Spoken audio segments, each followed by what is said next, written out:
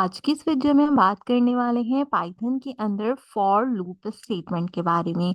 हम देखेंगे कि आप फॉर लूप को किस तरीके से स्ट्रिंग एंड यहाँ पे नंबर्स के फॉर्मेट में यूटिलाइज कर सकते हैं, जिसमें हम आपको एक अदर टेबल भी लिखना सिखाएंगे फॉर लूप के अकॉर्डिंगली। बट उससे पहले फॉर लूप को समझना बहुत ज़रूरी है। एक्चुअली फॉर लूप का मतलब ये होता है कि फॉर लूप एक ऐसा मैकेनिज्म पे रन करता है जो कि जब तक जो है वो हमारे पास काउंटेबल होता है, जब तक हमारी वैल्यू सिस्टम के अंदर ट्रू रहती है। आपको स्क्रीन पे एक लूप का कोड नज़र आ रहा होगा कि फॉर लूप जो है वो स्टार्ट होता है, उसके बाद वो वैल्यूज़ को काउंट करता है, देन वैल्यूज़ के अकॉर्डिंगली हम अपने प्रोग्राम्स में एक स्पेसिफिक कंडीशन देते हैं। अच्छा, अब देखें, स्पेसिफिक कंडीशन जो हम प्रोवाइड करते हैं वो या तो ट्रू होती है या तो फॉल्स होती है। तो ट्रू एंड फॉल्स की बेस पे किस तरीके से हमारा इंक्रीमेंट यहाँ पे वर्क करता है। अगर तो कंडीशन ट्रू होगी तो सेट ऑफ इंस्ट्रक्शन हमारे पास वर्किंग करेगा, और साथ में हमने क्या कहा है कि जब सेट ऑफ इंस्ट्रक्शन वर्किंग करे तो आप उसको इंक्रीमेंट कराइए। लेकिन अगर स्टेटमेंट फॉल्स होती है तो हमारा प्रोग्राम क्या होगा, यहाँ पर हमारा प्रोग्राम जो है वो एग्जीक्यूट होना बंद हो जाएगा, यानी कि फॉर लूप यहाँ पे क्लोज हो जाएगा। तो इसकी छोटी सी एग्जांपल हम सीखेंगे यहाँ पे स्ट्रिंग एंड नंबर फॉर्मेट के अंदर। तो पहले हम स्ट्रिंग के बारे में बात करते हैं कि स्ट्रिंग फॉर्मेट में फॉर लूप का यूज किस तरीके से किया जाता है। फॉर लूप्स का सिंटैक्स जो होता है वो फॉर से शुरू होता है, यानी कि आपने जब भी कहीं फॉर लूप का यूज करना है तो आप फॉर का यहाँ पे यूटिलाइजेशन करेंगे। मैं कहती हूँ फॉर लेटर्स, हम यहाँ पे लेटर्स को डिफाइन करेंगे। और लेटर्स जो है वो हमारे पास क्या है, वो हमारे पास कुछ भी लेटर्स हो सकते हैं। तो मैं सिंपल यहाँ पे लिखती हूँ हेलो। आप अपना नाम भी लिख सकते हैं, ठीक है। अब हमने क्या किया, हमने यहाँ पे सिंपल एक जो है वो फॉर लूप को डिफाइन किया, और फॉर लूप को डिफाइन करते हुए हमने बताया कि हमारे पास लेटर्स हैं, और लेटर्स क्या है, लेटर्स है मेरे पास हेलो। ठीक है, अब इन हेलो को मुझे क्या करना है, मुझे प्रिंट कराना है। तो मैं क्या करूंगी, मैं यहाँ पे प्रिंट की कमांड का यूज करूंगी, एंड साथ में क्या करूंगी, अपना ऑब्जेक्ट वैल्यू स्ट्रिंग डिफाइन करूंगी। तो अगर हम देखें तो हमारा ऑब्जेक्ट वैल्यू स्ट्रिंग क्या है, यहाँ पे लेटर्स।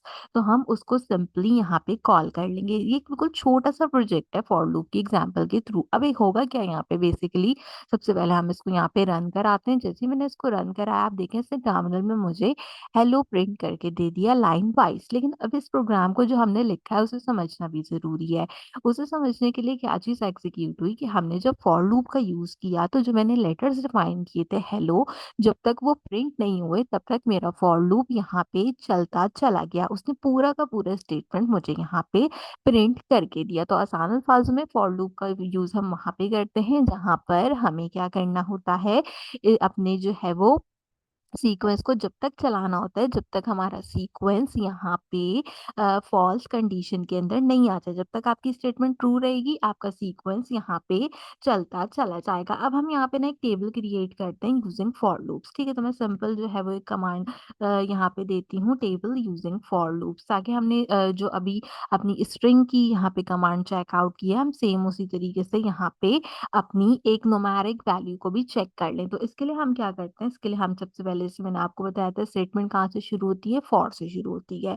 अच्छा, अब जैसे हमने स्ट्रिंग्स में लेटर्स दिए थे, हम नंबर्स के अंदर भी यहाँ पे इनिशियल्स दे सकते हैं। तो मैं एक सिंपल सा इनिशियल देती हूँ जो कि कहलाता है आई इनिशियल। तो आई के इस लिए वाले इनिशियल के थ्रू हम क्या करते हैं कि हम अपने टेबल को कंटिन्यू करते हैं।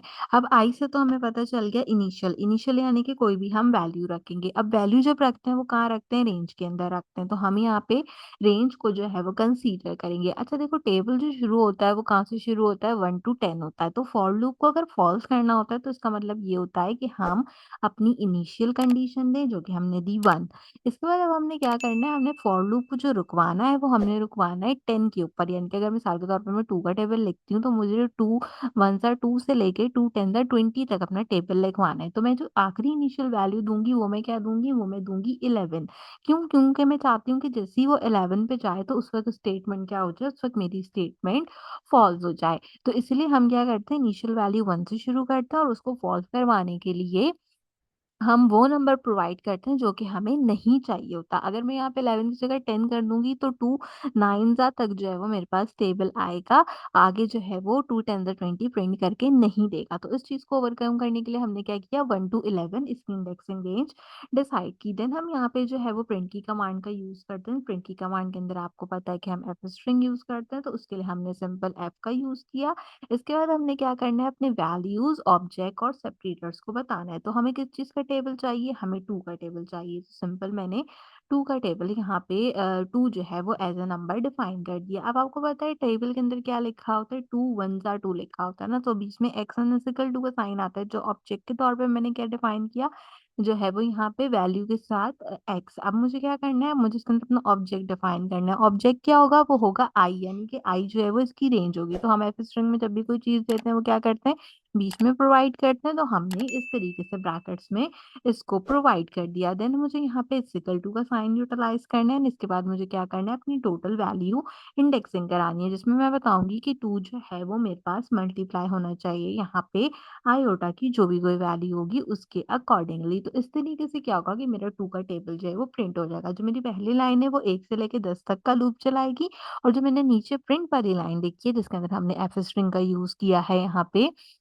इसको यूटिलाइज़ करने के लिए, उसके अंदर हमारे पास क्या होगा, हमारा 2 का टेबल प्रिंट होकर आएगा। तो चलें अब हम अपने जो है वो टर्मिनल में चलते हैं, वी विल सी कि क्या हमारे पास 2 का टेबल प्रिंट होके आता है। तो मैं जैसे ही प्ले के बटन पे क्लिक करती हूँ, यू कैन ईज़िली सी कि 2 का प्रॉपर टेबल मेरे पास 10 तक लिखा हुआ आ गया है। तो इस तरीके से हम जो है वो अपने टेबल इंडेक्सिंग को यूटिलाइज़ करते हैं। फॉर लूप आपका जब तक चलता है जब तक आपकी स्टेटमेंट यहाँ पे ट्रू रहती है। जैसे आपकी स्टेटमेंट फॉल्स हो जाती है, आपका फॉर लूप भी यहाँ पे क्लोज्ड आउट हो जाता है। इन केस अगर आप एफ स्ट्रिंग के बारे में जानना चाहते हैं, इससे रिलेटेड आपने डिटेल्स वगैरह चेक करनी है, तो मेक श्योर कीजिए कि मेरी ज़ूम क्लास 2 की वीडियो को लाजमी चेकआउट कीजिए। इसमें कंप्लीट नॉलेज आपको आसानी से मिल जाएगी। एंड प्रीवियस अगर आपका कोई प्रोजेक्ट है तो आप उसको भी मेरे चैनल से चेक कर सकते हैं। आने वाले प्रोजेक्ट अगर आप चाहते हैं कि मैं आपके लिए कंपाइल करूँ, तो उन्हें भी मुझे कमेंट सेक्शन के अंदर ज़रूर बताइए। आज की वीडियो के लिए बस इतना ही। आपसे मुलाकात करूँगी अगले वीडियो में किसी और अच्छे टॉपिक के साथ। तब तक के लिए मुझे दीजिए इजाज़त।